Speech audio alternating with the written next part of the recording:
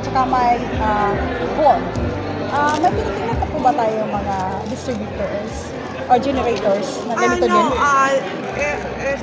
This is the first one. Kasi usually kasi pag coal lang siya. Kung LNG siya, LNG lang. Pero eto yung nag-iisa sa bansa na may combination. May coal tapos may solar. Wala ka naman ibang makikita dyan. Merong iba na mga coal power plants na may solar, pero paggamit lang nila sa building nila, sa mga ibang facilities, but not to sell to the grid, no? So, that's what we call utility scale. Kasi utility, pang ano na yan, for the public. This is the first type of model. And hopefully, all other coal power plants can follow us. Okay, sir, anong direktang effect ito sa consumers, yung end users, households? Meron bang impact in terms of lowering the bills? Coal and solar are both cheaper, no, compared to diesel or gas. Pero more than the price, I think, is dahil dinadagdagan ng FDC ang supply natin. So, ng murang kuryente, murang ibig sabihin, hindi siya kasing mahal ng diesel, hindi siya kasing mahal ng gas. Ito yung cheaper option. So, the more cheaper energy is available, the cheaper it will be sa mga households natin. Hindi naman direct, pero yung overall average doon, sa bandang huli, makikita rin yung contribution nitong planta nito sa pagbaba ng presyo ng kuryente at pagdagdag ng supply. That 10 to 1 megawatt power, that 21 megawatt power is intended for Mindanao only po ba, sir? Or this will benefit Visayas and Luzon? Alam mo, hindi ko lang alam kung ano yung kontrata nila, kung sino yung bibili ng power nila. Usually kasi pag nagpatayo ka ng, parang negosyo lang naman yan, patayo ka ng isang power plant, kailangan may bebentahan ka ng produkto mo, which is energy. I don't know kung ano yung agreement nila. I think hindi ko alam kung meron silang contract na. Pero they will, if ever kung ano yan, usually niya kasi ano yan ang production ng energy parang commodity lang naman yan. Para pareho lang naman yung energy sa Mindanao, pareho din ng energy sa Visayas tsaka Luzon. They're all energy, the same characteristics, the same function. So, it will help Mindanao kung may nakakontrata dito sa Mindanao talaga kasi malapit na. Pero kabuuan po, nakakatulong po to sa buong bansa. Okay, Luzon and Visayas grid are now in low level, sir. May direktang, or can we import electricity from Mindanao to augment the power grids in Luzon and Visayas? Ang kulang ngayon is Visayas. Because Visayas, marami pong mga nag-down na power plants. So, pero kahit hindi pa yan nagda-down yung dating mga power plants natin doon, nag-i-import naman talaga yung Visayas. Kasi puro kasi renewable na si Visayas. So, tuwing pangailangan ng base load or pag tumaas yung demand or walang araw, kailangan mag-import. Saan yung kinukuha? Sa Luzon tsaka sa Mindanao. Mga 250 from Luzon, mga 400 yata galing Mindanao. Issue yan, medyo issue yan kasi nung nangyaring na-cut off yung Ilihan tsaka Iri, nabawasan si Luzon, kaya hindi siya maka-export. Ngayon, salamat sa Diyos at nakaka-export na siya kasi naayos na yung linya.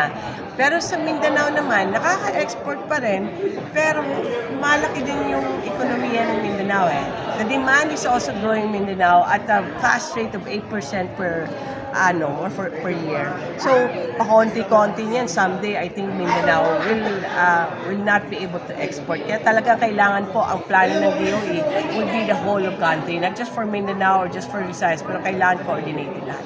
Sir, may dagdag po ba tayo sa billing ng kuryente ngayon for the whole Philippines?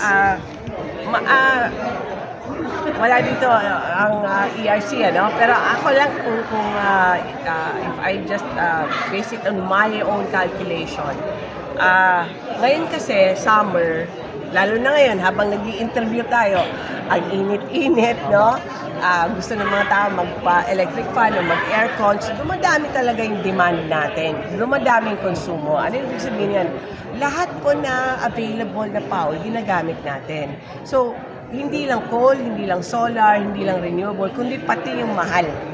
Pati yung diesel, pati yung mga gas natin. So, kung tamang-tama lang sana, hindi natin kailangan diesel. Pero kung sobrang demand natin, we need to pull out the more expensive fuel. So, summer, normally, umaakit talaga yung presyo kasi we resort to adding the more expensive fuel. So, I think eventually meron talagang increase kasi ang mga diesel power plants natin, hindi lang coal, pati diesel, pati gas natin, talagang sila, maximum yung production nila kasi lumaki din yung demand ng Pilipinas. So, it will cause an increase in electricity rates talaga. Generators charge po natin, lumaki po ba? Generation charge. Yun nga yung sasabi ko, lalaki yan dahil hindi lang yung usual na murang kuryente o murang coal o murang solar, kundi pati mga mahal. We have to get it para enough siya. Otherwise, baka mag-intermittent tayo na blackout. So, class on my part, 22 utilities yung na-mention kanina, no? That will be 22 opening. megawatts? Hindi, 22 companies. Tama. Anong distribution set? May iba pa ba for Mindanao? Hindi ko maalala exactly where they are, pero I think most of it are in Luzon. Meron din Visayas, pagkakaintindi ko. Hindi ko alam kung saan dito sa Mindanao. But supposed to be all over the country. Etong mga power plants na to could deliver about 1.4 gigawatts, 1,400 megawatts. So, pinupush natin, tinutulungan namin sila sa mga permitting nila, kung ano kailangan sa NGCP, sa ARC, para ma-fast track. Kasi kailangan ng bayan Otherwise, yun nga, again, baka gamitin natin mas mahal na power. So, we wanted more renewable to make sure that the prices don't go up or too much, don't go up too much, or kailangan sufficient during summer yung supply natin. So, it's about 22 projects, mga 1,000 to 1,400 megawatts. Okay. Thank you, Sec. Sec, how many more solar project do we need para maabot po ma-reach po ang buong Philippines? 35% ang target natin by 2030. As of today, we are 25% renewable. Renewable, 10% na? na lang. 10% na lang, konti-konti na lang. Pero hanggang 2028 lang ako dito. pero ibig sabihin, on track tayo. Now, how much is needed to reach the 35%, tapos by 2040, 50%? Meron po calculation na yan. Pero yung hindi kita masagot on the solar lang kasi hindi ko maalala yung numbers. Pero ang plano namin, mag-auction, we will ask investors to build about 25 gigawatts of renewable energy from today up to 2035. So 25,000 megawatts ang pinipredict namin na pangangailangan ng gobyerno para ma-sustain natin to reach the targets of 35% by 2030 and 50% by 2040 of renewable energy, not just solar. Sa Luzon, Visayas at Mindanao po, ilan po yung target? May target po ba regional or whole Philippines talaga? Meron po kaming target bago pong calculation. Okay. Dati kasi buong Pilipinas lang. Ngayon ginawa namin Visayas, Luzon, Visayas, Mindanao. Hindi ko pa ma-mention yung numbers kasi hindi pa final. Siguro in a few weeks siguro matatapos namin yung calculation. Pero meron pa kami inalat na paano para stable yung grid kasi kakaiba tong bansa natin, iba't ibang isla, iba't ibang grid, iba yung size, iba yung demand. So, we started calculating by regions, region Mindanao, Visayas and Luzon. So, meron po kami mga targets na doon. So, we'll publish that in a few weeks siguro. Inaayos lang kasi nag-start pa lang kami ng calculation in December. So, we're trying to finish it before June. Sec, last on my part naman po, ma'am. Ma'am, kumusta po yung fuel natin for the whole Philippines? Yung fuel natin is steady.